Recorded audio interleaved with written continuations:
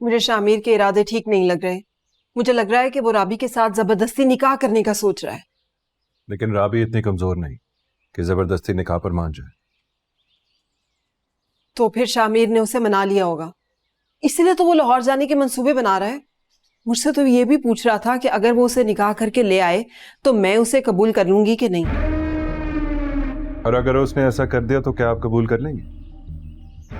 मैंने तो पहले भी कबूल कर लिया था, इसलिए तो चली गई थी उसके घर। हो सकता है राबी मान गई। यही तो मैं चाहती हूँ कि हमें शामिर के दिल का पता चले कि वो क्या सोच रहा है। अगर वो इस तरह की कोई इरादा बांधे बैठे हैं तो हमें उन्हें रोकना होगा ना।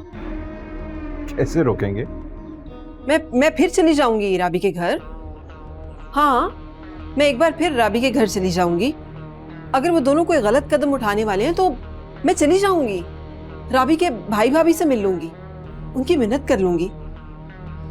अपनी इज्जत को तो वो भी इस तरह बर्बाद नहीं करना चाहेंगे ना।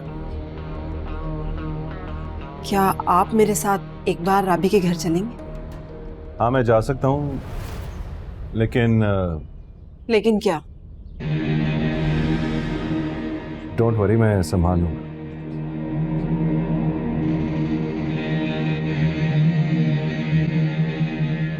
क्या बातें हो रही थी यहाँ पे अम्मी?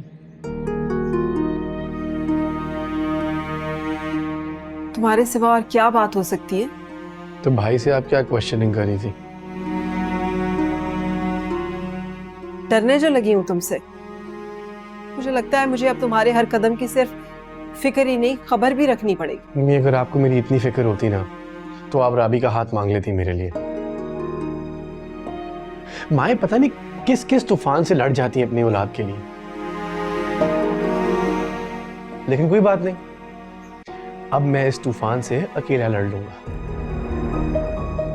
किस तूफान से लड़ना है तुमने? तुम मान क्यों नहीं लेते हो कि वो तुम्हारे साथ नहीं है?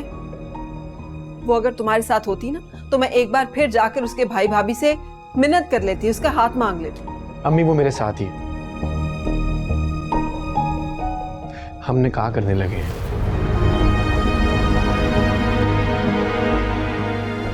और वैसे भी अब आप वहां चली भी गई तो उन्होंने आपकी बात तो सुननी नहीं। इसीलिए मैं आपसे रिक्वेस्ट कर रहा हूं कि जब उसका नाम मेरे नाम के साथ जुड़ जाए तो उसे कबूल कर लीजिएगा प्लीज।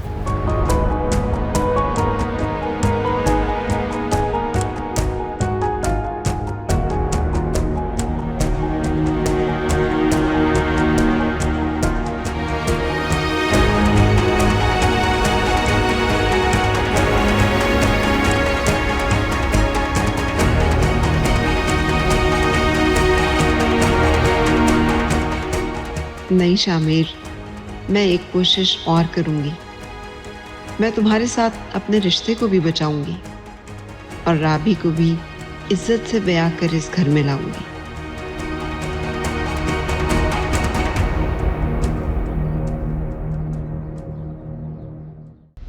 देखिए दियारे यार पीर और मंगल रात 8 बजे सिर्फ ग्रीन एंटरटेनमेंट पर।